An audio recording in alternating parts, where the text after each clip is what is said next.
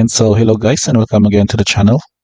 So we're now checking another standard deck tech for Age of Eternities, and we're taking a look of a previous deck archetype prior to the rotation, which I think would still become of a potential, even though let's say some of the cards has maybe kind of irrelevant in the metagame. And so we check this one with, of course, we know that the black-white Shaklan is back, the Godless Shrine. So we're considering this deck, which we call as the Orzhov Blink, to be that still relevant, even though one of its probable main components was banned in the format. So let's take a look at the rundown of this deck. We have 17 creatures, 13 enchantments, 3 instants, 3 artifacts, the non-creature artifact, and 24 lands. So let's take a look at the first before this one, our creature lineup. So most of them are probably familiar with these two main components, or otherwise, if you have played the Orzhov mid-range deck, I'm sure you already sees or saw some of these cards.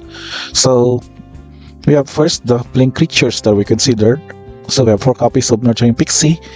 This is can awaken bounce up your non-land permanent or non-fairy creature to gain another advantage. We have also added 4 copies of Sunpearl Kirin. So this Kirin now can be cast at instant speed or the flash, but when it returns up to other target non-permanent, if it was a token, you will draw a card. But anywho, this is also a important flyer. So you'll notice both of them are flyers, which can early on become efficient in picking off early damage that is somewhat gone in the form of the banned card or the banned enchantment card. So anywho, we have considered this new card from Final Fantasy, Hecti Eyes, as another way for you to have a discard outlet to discard your opponents. So this is a 2+1/1 creature, but its only effect is that to discard, but can later on still be relevant and disrupting opponents, especially those of the control or other mid-range decks. Now for the 3 drops in this deck, I've considered again possible, probably still one of the best 3 drops in this build. And prior also to the rotation, it has become also relevant in most of the mono black decks. So that is Preacher of the Schism. We have 2 copies. It can generate card advantage. It can get you an army of vampire creature tokens with lifelink. At any case, both of which effects are very, very beneficial for this deck.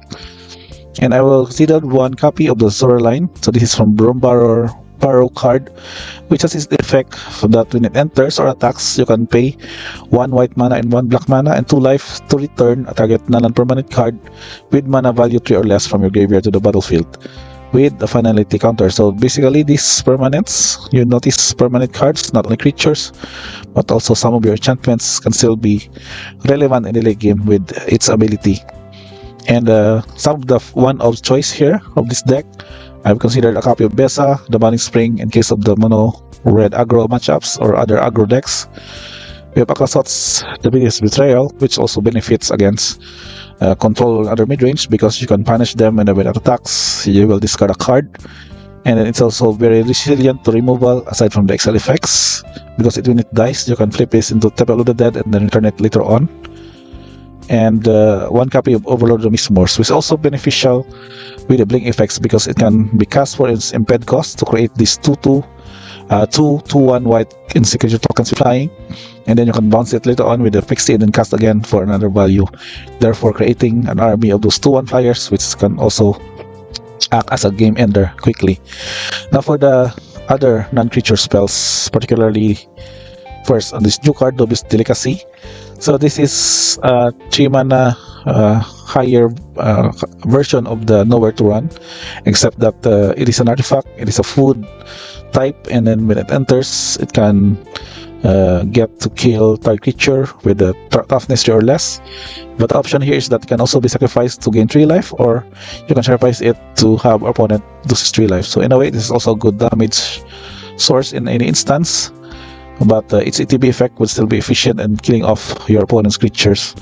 And that, with the support of those cards, we have also copies of Nowhere to Run, just 3 copies in this deck, which is making sure that your opponent's hexproof ability and ward triggers don't happen. And 2 copies of Momentum Breaker, which also can be a discard effect if your opponent has no creature or vehicle to sacrifice. And that's for the enchantment, but we have considered also new type for this card, particularly from Wilds of Eldraine. So this is the card, the Princess Takes Flight. It enters the battlefield with the Saga 1. You can exile up to 1 target creature, and then you can have a creature you control +2/+2 against flying. So basically you can see some of the flying Picture of the Schism, for example, or flying Beza, and later on you can return the exiled cards into the battlefield under its owner control. But the thing is, you can also need to have this trigger until the second lore counter, because after the second lore counter you need another creature to bounce it again to your hand, so that the exiled creature will not return to its owner's control.